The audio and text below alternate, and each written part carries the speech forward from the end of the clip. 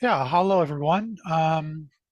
Yeah, just I'm going to be talking today about a recent book that I think could be very interesting for INCOSE Canada members, and it's very accessible. And so I hope you'll enjoy this presentation. Um, I'm from Policy Dynamics, which is in Ontario, about 20 minutes west of Kitchener. I have a small consulting company, and we concentrate on system dynamics and systems thinking, and we're trying to develop some work with small businesses and entrepreneurs to try to help them expand their business. Um, this book is by Bint Flyvbjerg and Dan Gardner. Um, I actually came across Flyvbjerg's work back back in the around maybe 2010 when I was doing my PhD dissertation. I worked for 33 years in the Department of National Defense in the Operations Research Division. And while I was there, I worked on many major Crown projects, or helping the PMO to get those projects done properly. And when I decided to do my PhD, I decided to look at major Crown projects in D&D between 1950 and 2011. My focus was on cost estimation and performance management, or performance measurement, or performance shortfalls. And so I came across Flyvbjerg's work around that time, and this is a popularization of Flyvbjerg's work. Flyvbjerg is a business school professor at Oxford, I think, and Dan Gardner is a journalist. So as I said, this is a popularization of Flyvbjerg's work. And if you want to find out more technical details, I suggest you look at some of his other materials. Um, but anyways, recognize that he is a business school professor and not a systems engineer. However, I think that his message can be very useful for systems engineering. Um, just one comment I want to make before I get started is, we have a pretty small group here, so I'd really like to have a really lively conversation after the presentation.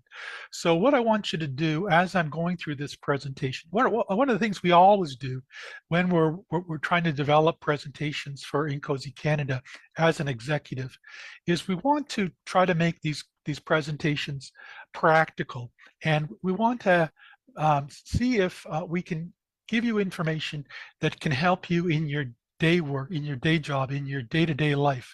So what I'd like you to do as I'm giving this presentation is just think about what kind of things that may come across in this presentation that you can relate to from your previous experience or from your current job, and maybe bring those up after the presentation. You don't have to have a question. I think you can just make a comment, and then I think I'd like everyone in a good systems thinking point of view is to build on each other's ideas and have a nice lively discussion with a friendly group of fellow travelers in the systems engineering world. Okay, so let's get started. Flyvbjerg, he collected a database of 16,000 mega projects in 136 countries in 20 different fields. And he did an analysis of this. And in the book, he actually, the book is primarily a bunch of case studies with some heuristics and discussions of heuristics.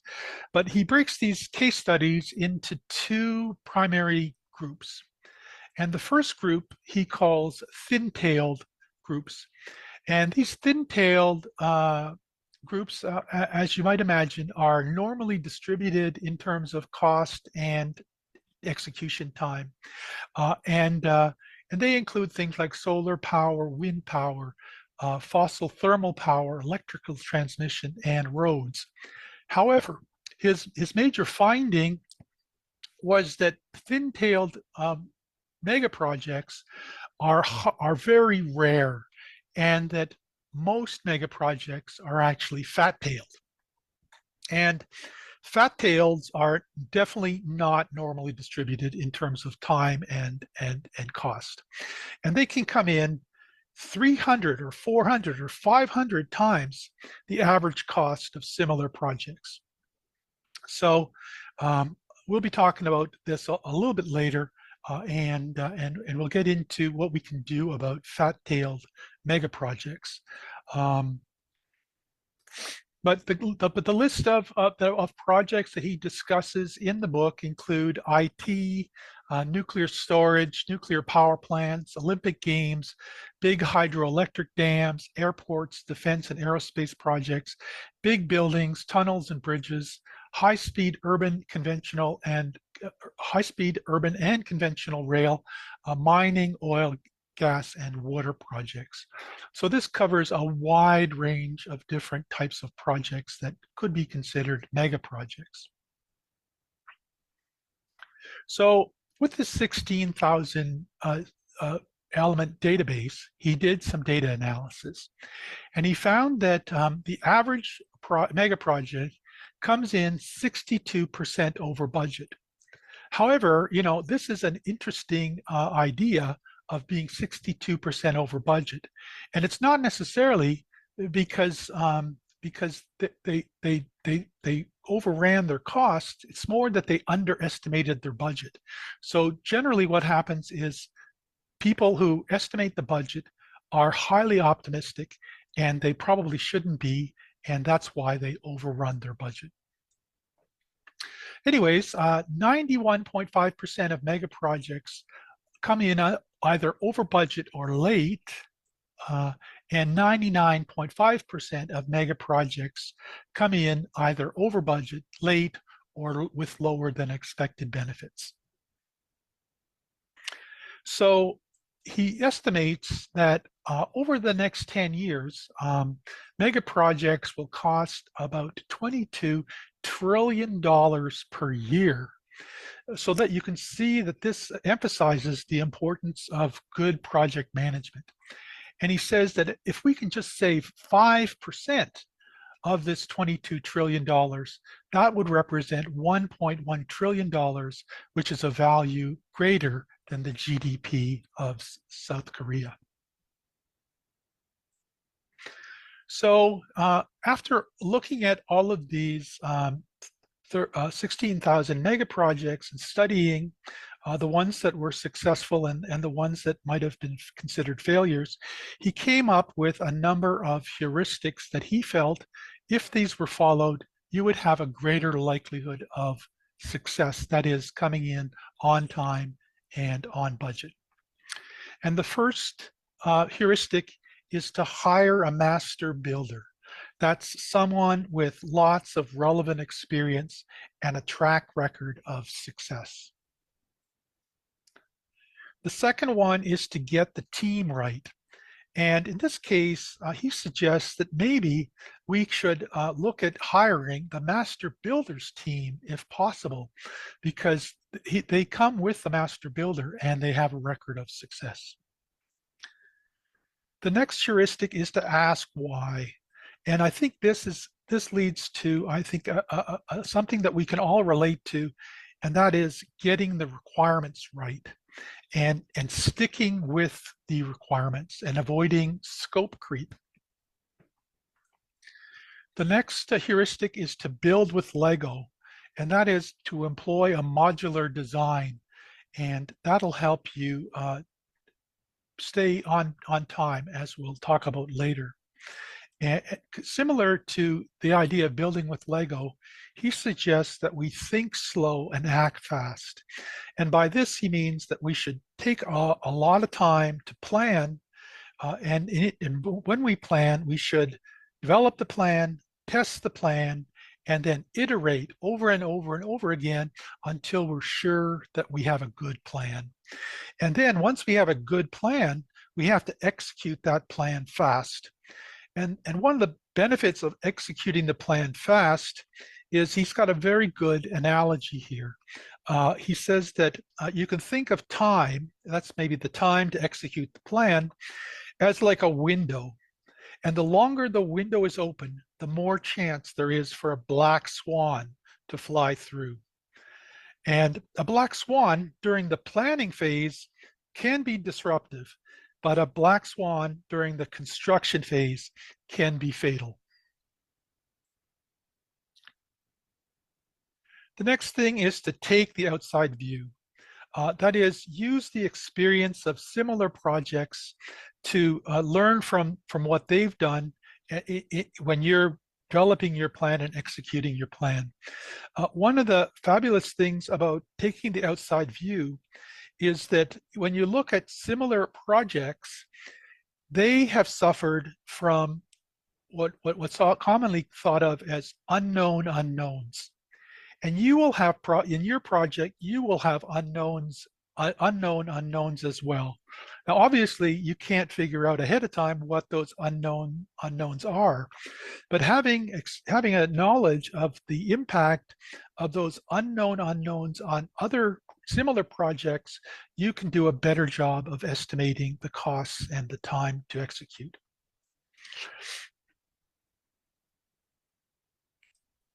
The next heuristic is to watch your downside.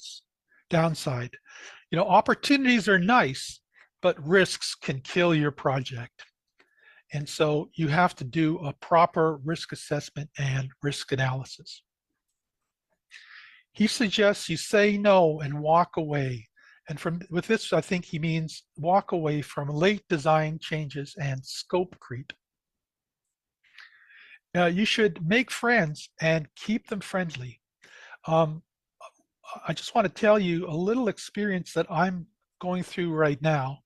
I'm working with a large infrastructure project in Ontario, and I'm trying to help the Indigenous advisor to the project develop an Indigenous engagement plan, where we want to engage the First Nations that will be affected by this infrastructure project and get them on side, you know, make friends with them and keep those friends as we go through the project, because it's going to be very important if we want to get that project done in a reasonable amount of time. Also, you should build in mitigation for climate change.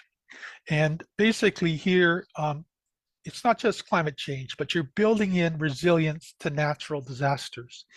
And I'm a member of the Resilient Systems Working Group, which is a very powerful concept, resilient systems, where they talk about doing one of three things, possibly all three, and that is they want to avoid, withstand, or recover from an adversity.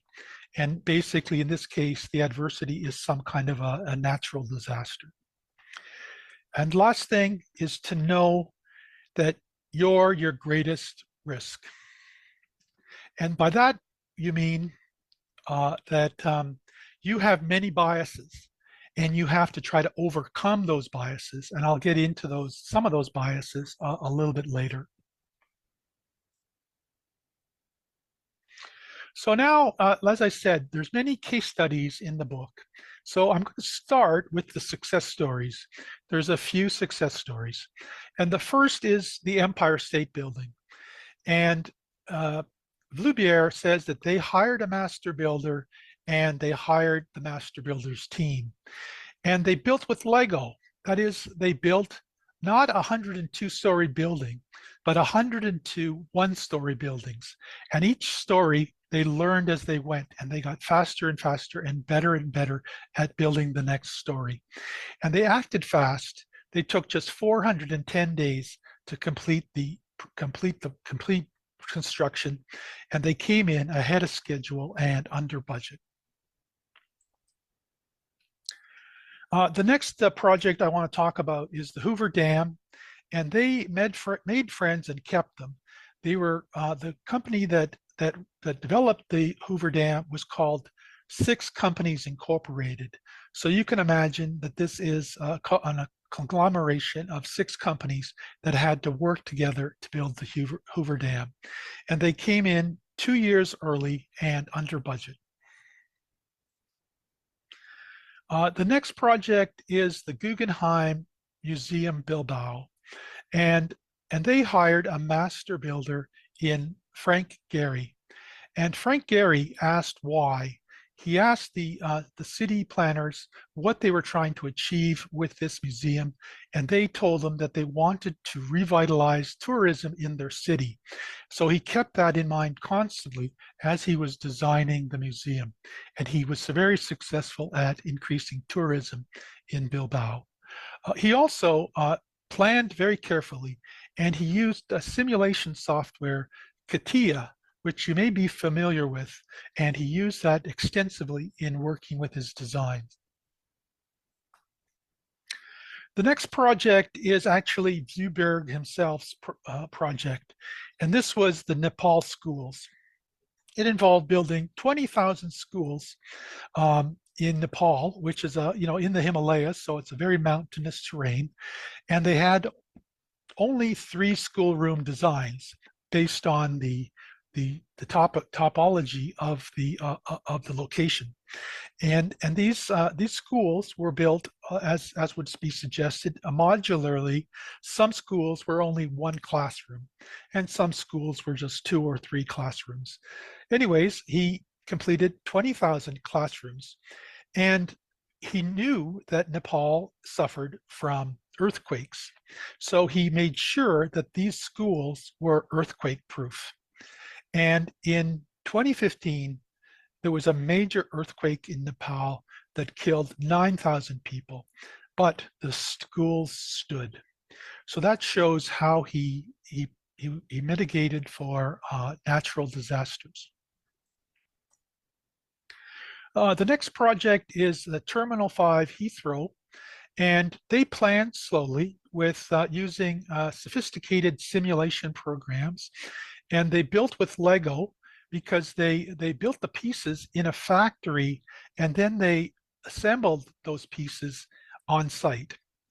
And they fostered collaboration between many unions which had to work together to build this terminal. And they came in on time and on budget. The next project is the Tesla Gigafactory 1.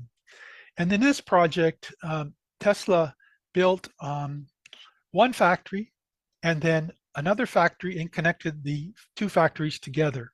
And they built the factory incrementally in 8 sections. And then they were able to start production after the first section was built. So this modular design was very helpful to get this project done. The last projects that I want to talk about are solar and wind farms projects. And you can think of these projects as being built with Lego. A solar farm starts off based on a photovoltaic cell, and you connect the cells into a solar panel, and then you connect multiple solar panels into a solar farm. And you can start collecting electricity after the first panel. Similarly, a wind farm involves a number of windmills, and the windmills have a very modular design of a base, a tower, a gearbox, and a rotor blade. I'm simplifying it, but basically it's a fairly simple design, and you build 1 windmill and you can start using it right away, and then you can build more, and eventually you can expand to have a total wind farm. The next thing I want to talk about is some failures. And sorry, I should mention before I go to the failures, there was one success story that is sort of humorous, a little bit ironic, I think, is that Flyvbjerg talks about the high-speed rail 2 project in Britain. And he talks about how he and his colleagues went about doing risk assessment and risk management, because he said that, if they were going to build a high-speed rail in England, that every time they dig in the ground, they're likely to come up with an archaeological site. And so what they did is they were worried that they would have they would find these archaeological sites which would delay the project, and it would be a ripple effect, like a perfect storm, where they just kept having more and more delays.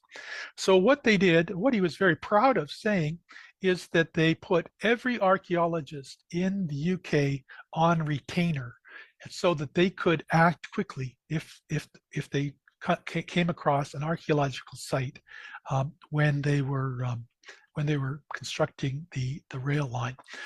And he also said that they went through a lot of other risk mitigation activities when they were trying to plan the high-speed rail too. And what's humorous about this, I think, is that that Flyvbjerg is very proud of this, but just a couple of weeks ago, I found out that the Prime Minister of England has canceled the project before it's finished because of escalating costs. So it sort of goes to show you that even with the best methodologies, you still can have problems. So let's talk about some failures. Some of these you may know about, some of them may be new to you.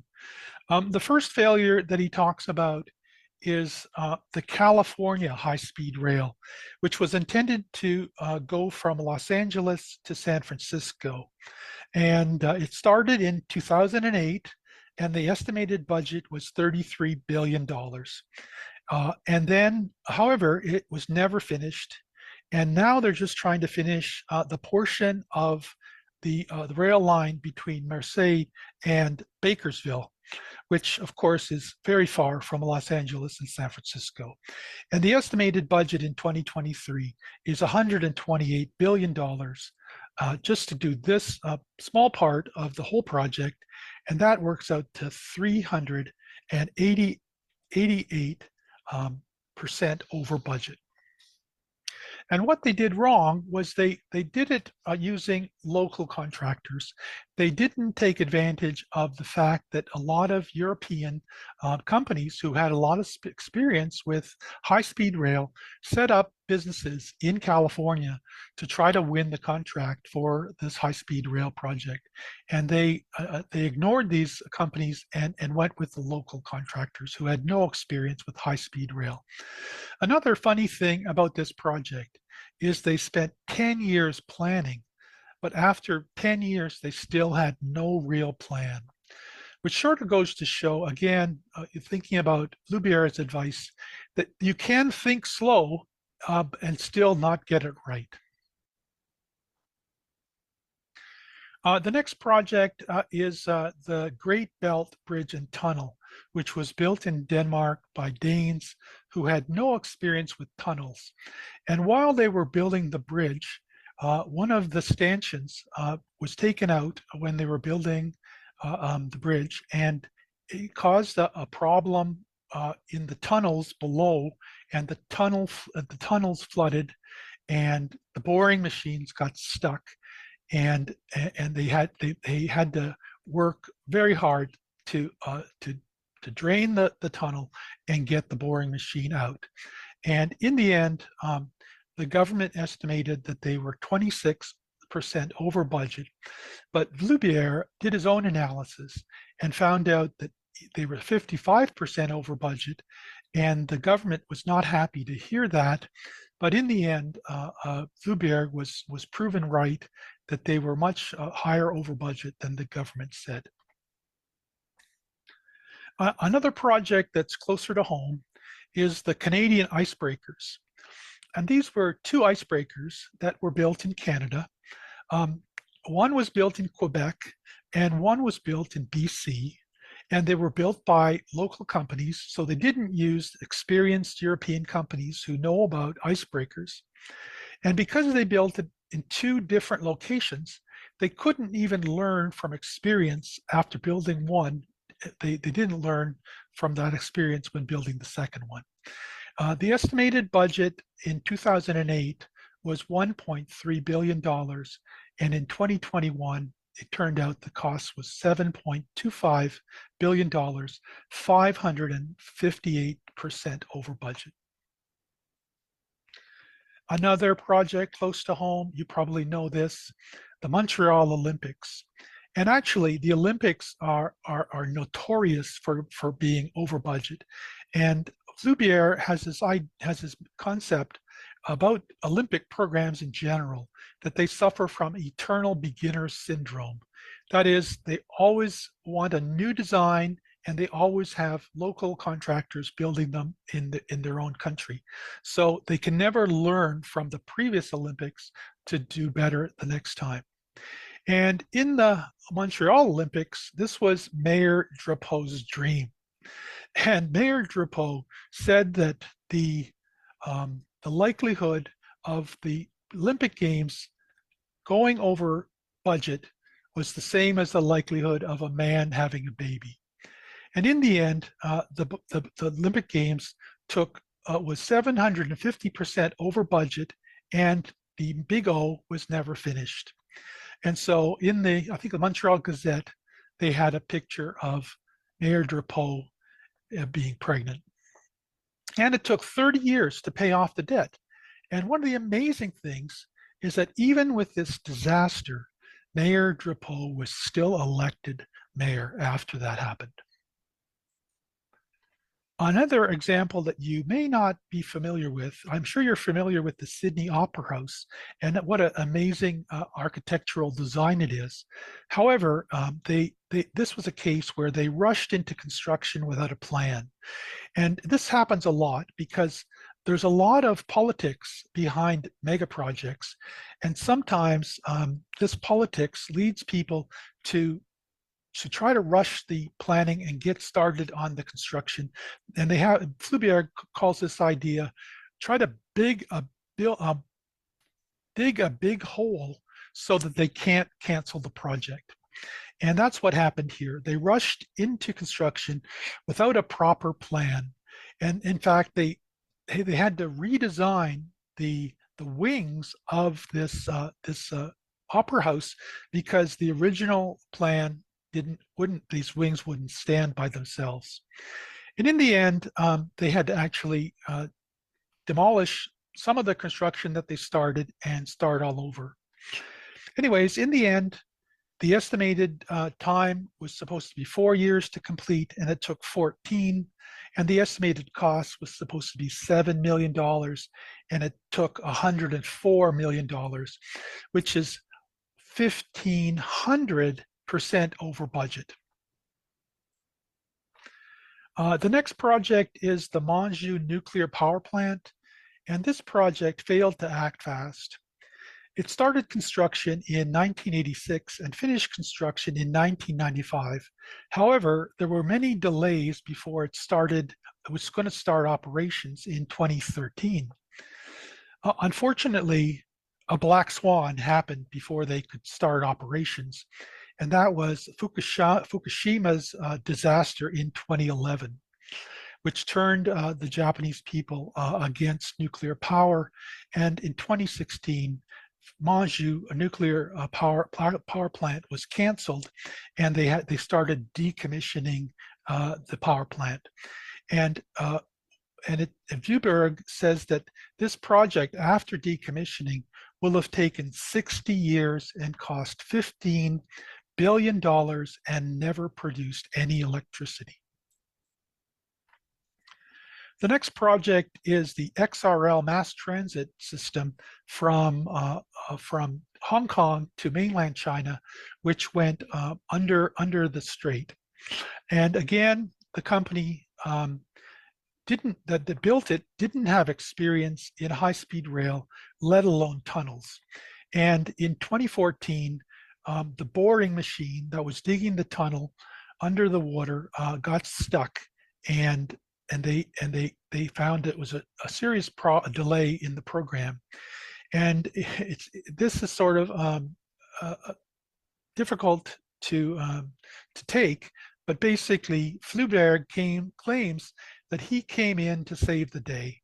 And in the final estimate, he figured out how to get the boring machine out and how to estimate the proper costs and get the project done.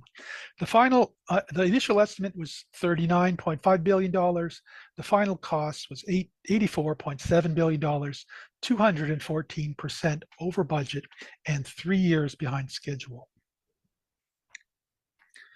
The next project is the Apple Power Mac G4 Cube.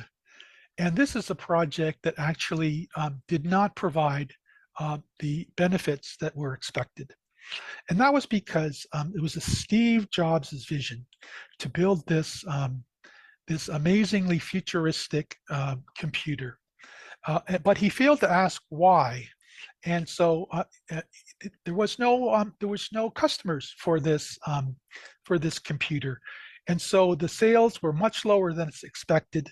And it turned out that this led to a $90 million shortfall in revenue after the G4 Cube was developed. So this was an example of poor performance. Another example of not meeting expectations of benefits was the Amazon Fire Phone. Again, this was Jeff Bezos's vision of having actually a 3D screen on a phone. And again, he failed to ask why. And this 3D screen was not wanted by anybody, and it actually sucked the battery life. So they started off with a reasonable price for the 3D phone, and no one bought it. And so they lowered the price, still no one bought it. And they lowered the price again, still no one bought it. And eventually they couldn't give the Fire Phone away. Now, this is another interesting example of the irony in this book. Flyvbjerg talks about Amazon's methodology for evaluating new programs. He talks about how they begin every plan or every proposal by writing a press release and writing a page of frequently asked questions. And then they evaluate the press release and the frequently asked questions in front of a board of directors and technical experts to see whether it makes sense. And the idea is actually the lower staff is supposed to speak first before the senior staff speaks. However, in this case, no one had the guts to stand up and say to Jeff Bezos that the emperor has no clothes. So even with this fabulous idea, they still failed to follow this advice. And the last project I'm going to mention, you probably know a lot about, is Theranos. And Theranos, they raised $1.3 billion in funding from people like George Shultz and Henry Kissinger. However, they used Silicon Valley concepts like vaporware. And vaporware is an idea where you first make claims and then you hope that you can make those claims come true. And you shouldn't, and definitely that's not a way to build a medical device. And when they couldn't make those claims come true, they after saying that they had the technology already, it led to major fraud charges, and Elizabeth Holmes went to jail, and a number of others in the executive went to jail. So it just goes to show you that not only is getting these projects wrong can be bad for the company, they can also be bad for your career and actually have very serious consequences. Anyway, so let's talk about thin-tailed projects in more detail. So as I said, thin-tailed projects are normally distributed in costs and time. So in that case, we have regression to the mean. And so the way to go about this is, if you're going to estimate the cost and the time, you should collect the final cost and time for similar projects.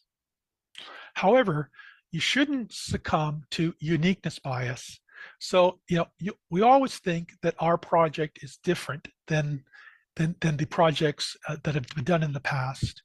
And I think that's a mistake, and Flyvbjerg suggests that it's a bias and that we should overcome it and actually learn from from similar projects or projects that may not even be similar, but you can learn from. And then what you do is you ask, what will my project cost? And you take the average of the collection and then add a contingency. And that works fairly well for thin-tailed projects. But what about fat-tailed projects? Well, fat-tailed projects, 80% of these projects will be near the mean in time and cost. However, 20% will be far from the mean, 300, 400, or 500 times the mean. However, so you're going to regress. The idea is instead of regressing to the mean, you regress to the tail. However, you can still collect the final costs and the final times for similar projects. And then you can take the average of those final costs and final times, and that's a good start for estimating your project. However, instead of asking what will this cost, you should ask what is the probability that the final cost will be X times the average. And then you should do black swan management, as I said. So you're looking for major risks that could occur and possibly perfect storms of smaller risks that could build up together to be a major problem for your project. And you should think slow and act fast. You should plan, test the plan, iterate the plan over and over again. And then when you go to execute the plan, you execute it fast to avoid having a black swan enter your window. So here are the keys that I think come from reading this book about how to get things done. And the first is to ask why. That is, get the requirements right and stick with them and avoid scope creep. Now, this is a good advice. However, I know from my experience with military acquisitions that it can take years for a project to go from the initial estimate to the initial requirements to the final putting the equipment in service. And if it takes years, like 10 years or 15 years, if you use the original requirements, the equipment is going to be obsolete by the time it comes into service. So I think that getting requirements right and sticking with them, although it's generally good advice, it has to be maybe considered somewhat suspect. The next thing is to avoid optimism bias. And this is obvious. The problem for people getting the initial estimates wrong in terms of cost and time is that they have optimism bias. They think, again, that they'll be able to do this better than other people in the past. However, this also goes with some caveats in my mind, is that really all project managers have to be optimists or nothing would get done. And similarly, if people knew what these mega projects really would cost, nothing would get approved. So you can see that there's actually, a conflict of interest with a project manager trying to estimate the real cost and still wanting his project to be approved. And also avoid uniqueness bias. So you should learn from the experience of others. So you should never be the first, the biggest, the fastest, etc. You should stick with proven technology. And then again, I have a caveat for that is, what about new inventions? What about innovation? How does this work into this idea of avoiding uniqueness bias? So I think that, again, that you have to take this with a grain of salt. Think slow and act fast. Plan, test, and iterate. Use simulation. Act fast to avoid black swans. And we've seen in some of these examples how even thinking slow doesn't necessarily guarantee a good plan. So, so you have to actually do a proper plan and test the plan and iterate the plan over and over again until it's suitable for execution. The next one is hire an expert, someone with relevant experience and a track record of success. And the last one is watch for early delays. Don't fall for the idea that you can make up the early delays. You've probably heard the thought experiment about a train that takes longer than scheduled to get halfway to its destination. So for example, if it's going 60 miles in an hour and it goes 30 miles for the first half of the trip, it cannot make up the time. It's used up all the time available. So there's no speed it can go faster to actually make up the time. In terms of systems engineers, I think there's some takeaways here as well. So the first is using expert systems engineering professionals. We might think of these people as master builders. So I think that this speaks well for INCOSE and INCOSE Canada. The next one is do thorough requirements analysis. As I said, you should ask why. And there's a lot of effort in INCOSE to work to develop methods for requirements analysis, which I think is very useful. And the next idea is to use and adopt model-based systems engineering. So you want to use simulation to think slow and test the plan. And so there's a lot of effort in INCOSE right now to do model-based systems engineering. So I think that's something we can use and be proud of. The next idea you may not have heard of, and this is loss-driven systems engineering. And this is an idea that's coming out of the Resilient Systems Working Group. And basically what it's telling you is that you need to consider the possibility of risks that could upset your plan. And so you need to consider how you could have a loss-driven way of looking at the problem and do proper risk analysis to avoid black swans. The next one is to use a proven technology. And this, I think Flyvbjerg has got a really good phrase for this. He calls proven technology frozen experience. So basically, you have this idea that proven technology really works. It's been proven, it knows it works well, and so that you should try to use it wherever possible. And the last idea is implement modularity for quick execution. And this is, again, the idea of building with Lego to act fast. So that's my presentation. And I've highlighted many good points in this book. However, there are many contradictions. And sometimes I found this book to be difficult to take because of Flyvbjerg's self-promotion. However, I do think that the book is highly accessible, and with its many case studies, it could be useful to explain the value of systems engineering to stakeholders. So I recommend this book to INCOSE Canada members to take a look at. And if you want to talk to me after the presentation, we can talk. You can reach me at Ivan@Policy Dynamics. And now I'd like to open the floor to discussion and try to have a really good discussion. Thank you, Ivan. That was really good.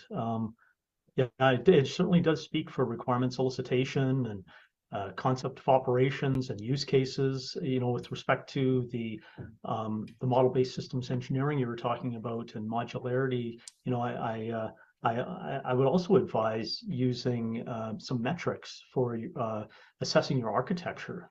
So your coupling, cohesion, modularity, et cetera, for your architecture using DSM or N-squared charts. So that you have a solid. That's that thinking, right? The slow thinking and fast doing. Yeah, that's really good. So we have several questions from, we'll go Terry and then Jack, and then Martha has a couple of good ones. Unfortunately, Terry had to leave, so I'll ask his question on his behalf. So Ivan, how do you stack the cards in your favor when in a contractual environment under a situation where the builder and engineering are different companies, possibly in different cultures? What can you do to make that work?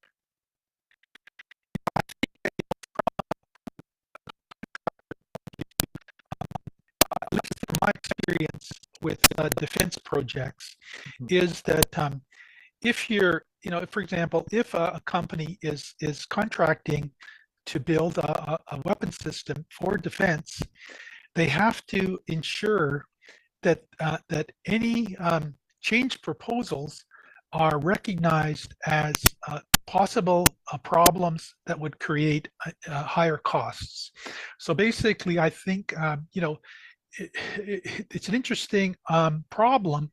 Is that the company who's contracted doesn't necessarily want to be blamed for cost overruns themselves, because it's really a cooperative effort between the contractor and, say, the government or whatever to get this job done right. So so I think it's important to definitely account ahead of time for project change proposals, but also really try to be conscious of how to negotiate those project change proposals, and try to question whether they're absolutely necessary. Okay, I'd probably the make friends and keep friends. Yeah. It comes into play. Okay, thank you. Next question is from Jack. So I invite each of you to unmute and ask your question. So Jack, please go ahead. Well, Ivan, mine was about was there a number of common reasons for underestimating and the optimism on the cost and schedule too? And I think you answered those pretty well near the end. But my thought was, and this is combined with the tendency of the failed projects to go with a lot of local contractors and not have a main contractor. But I'm imagining that maybe that when you have a lot of contractors, they want the business, so they bid low. Am I on target with that one? Yeah, well, my experience is with the government of Canada, which has a mandate to take the lowest cost bidder, even if that lowest cost bidder may not be as qualified as a higher cost bidder. And so there is some effort to try to get a value for money idea into government procurement. But when I left the government in 2012, there still was an emphasis on lowest cost bidders. The other thing was about the optimism bias and basically the conflict of interest. So, for example, the program manager, he wants to get his project approved, and he knows that if he estimates the cost correctly, he may find that it's not approved. And so he has a conflict of interest with this cost estimation process. The other thing, of course, with working with the government of Canada is that they're very focused on local procurement to create jobs. And in the defense industries, those are high-paying jobs. So they want to spend the money in Canada. And by doing that, they often make mistakes in the sense that they don't have the experience they need to build these things cheaper. So, for years and years and years, the Defense Department has been trying to get the government to use the defense budget wisely to spend it so that they get their equipment that is useful to them to get their job done. However, the government has another objective, and that is to create jobs in Canada. And in fact, even the Auditor General will criticize projects because they're not using Canadian contractors. So so there's a conflict of interest between in the government as well. Yeah, they should account for adequate training, perhaps, or mentoring, to have a master builder with apprentices, that sort of idea. But yeah, I'm guessing that is not the way it works. it's easy to criticize, but it's hard to do, So, Mhm. so the Auditor General and the newspapers will criticize these programs. However, they're really hard to do. So, if they're criticized for not using Canadian companies, I think they don't realize the difficulty. Yeah, yeah. They Yeah. well, they don't enable the success really. Yeah, I think that answers the question pretty well. It's kind of built into the system Yeah, of, in the cost structure and the bidding and all of those things and approvals. Thanks. yeah. The You're welcome, politics Jack. that's involved. Next, Martha, you've got a couple questions, so please unmute and ask your questions. Yeah, thank you. Hi, Ivan. And this is a little bit of a follow-on to Jack's question, although I think it's in part been answered. As you're concluding that parts of these underestimations are sort of built into the nature of the system itself, but what percentage of underestimations did you find, or did Mr. Flyvbjerg find, were due to like just random, catastrophic, completely unpredictable external events occurring, problems outside the system? Yeah, I don't think that he ever tried to estimate these random events. I think his major argument, his major statement, which I think is really profound, is that every project has unknown unknowns and black swans that will hit them. So, you're never going to do your project completely smoothly. However, if you learn from other people's experience with their unknown unknowns, you can do a better job of estimating how the unknown unknowns that you will face will impact your project. So I think that's a really powerful idea because, unknown unknowns are a challenge that no one else that I've seen really has approached the way Flyvbjerg has done it. And so I think, that's a real powerful idea. Yeah, I would certainly agree. Taking that outside view stance, as you said, or as he points out there, is to increase our learning from other examples. Yeah, and avoiding uniqueness bias. Your Yeah, project is not unique. no, yeah. There's a lot you can learn from other people's projects. You may think it's unique, but you shouldn't be biased towards it. Do you think that uniqueness bias is a, would you say it's a problem in big project design? Oh yeah, I think I think, like I said, there's like in the Olympics and in defense, there's always this idea of being, bigger, better, faster, and being new and being different and having the latest technology that's maybe not proven. So all these things can lead to an idea that your project will be different from all the rest that happened before it. However, I think that you can work well with percentages. So for example, instead of saying, what the estimated cost is, say, what is the probability that the cost will be X percent over the average. Yeah. Uh, Yeah. But something else I wanted to say about that. Oh yeah, the Flyvbjerg had a really interesting discussion in the book about a debate he had with Daniel Kahneman, the famous behavioral psychologist. Yeah. And Daniel Kahneman, he claimed that the problem was psychological, and Flyvbjerg claimed that the problem was political. And what Flyvbjerg said that after the debate, they both agreed with each other. They both thought, yes, it's both political and psychological. Well, I think there's a big grain of truth to that, because in any creative people are hired for their creative capacities, if you will, and they're sort of paid to be creative. So I think there's a certain pressure that sort of detracts from that spontaneity of the creative process and the hypothesis forming process. I probably didn't emphasize enough the political issues involved with these mega projects. I did say a few times that a lot of these mega projects are politicians wanting to leave a legacy.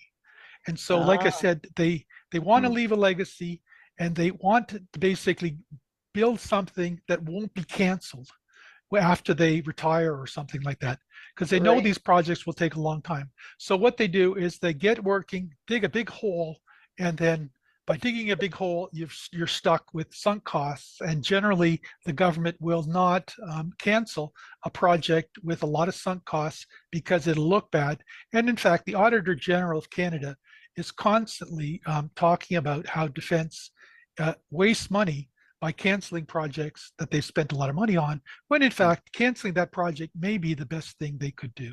That Yeah, they should say no and walk away from yeah, a big mistake. yeah, yeah, Uh, Sunk yeah. cost is another bias that is psychological. Yeah, truly cutting your losses, respecting that for what it is. Yeah, the classic example in Canadian defense is the Avro Arrow, which, we can say a lot of things about the Avro Arrow, but basically the Avro Arrow was taking up almost more than the whole defense budget just by itself. So, it was very hard to sustain a contract like that. So, canceling it, I think that maybe it wasn't such a bad idea. Well, We'll and have also, to we'll sorry. have to agree to disagree on that one. Well, What? if you got unlimited tax dollars to spend, I think you can buy an Avro Arrow. There's potential of high Canadian pride on that one. Yeah.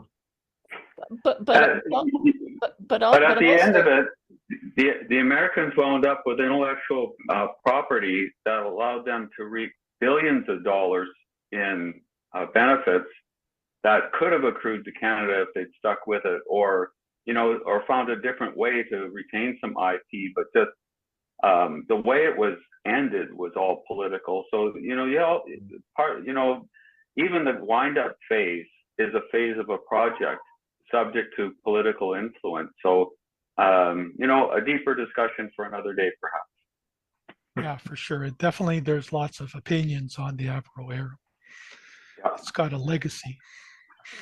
But also that decision alone to cancel something, I don't see how it can be made in isolation on its own, because economics is all about the economic decision is all about opportunity costs. And maybe at a certain time and a certain place with a given budget for another project, it may be very, very worthwhile to cancel this project and move ahead with to free up the funds to move ahead with the other. Whereas at another time and another set of budgetary constraints for other projects, it really may not be the right thing to do, and that you should push ahead and finish it. Yeah, The concept of opportunity costs, Yeah. I think should ideally weigh into it. It makes it more relevant. Yeah. I'm just we're running out of time here. Does anybody else have any comments or points they want to make? Because I'd really like to again address these comments. Not that you couldn't contact me later and we could have a nice discussion or email trail or something like that on There's this. nothing else in the chat. Al, you're on video. Did you have a question or comment? Only no more of a statement that I'm an idiot. So I'm in Regina. I think I messed up the time. Oh no. Well, this is all on video, Al. This is recorded, and so you'll be able to access the recording from the Canada chapter website. So, and Al, you know my email address, so you can direct comments. You could probably phone me if you wanted to. I only just finished with my previous event, so I couldn't have been here earlier anyway. Okay. But sorry I missed. Yeah, Sounded interesting. thank you for joining. Even late, it's good to have you here, Al. So this session has been recorded, so you can, as I say, go into the Canada chapter. It should be available in the next few days. I just want to thank you, Ivan, for a great presentation. This is very interesting, and it's not just for these big contracts. Yeah, I can apply this to some of the work I'm doing on the car Yeah, or the yard. yeah, like there's a lot of personal stories about home renovations and what can go wrong Absolutely. with home renovations. Absolutely. And so it Yeah. just goes to show you that big is relative. Yeah, Yeah. that's true. Yeah. Yeah. But thank you, Ivan, and thank you everybody who attended. We've lost several of the attendees already, but thanks again. Have a good evening, and please stay tuned for our next event. We're hoping we went through a little bit of a period without an event, and with the international symposium and such. So I'm really hoping that we'll have a few more events before we end the year. So please stay tuned, and we hope to see everybody back here the next time. I'm going to stop recording there. Thanks, everyone. Thanks. Bye.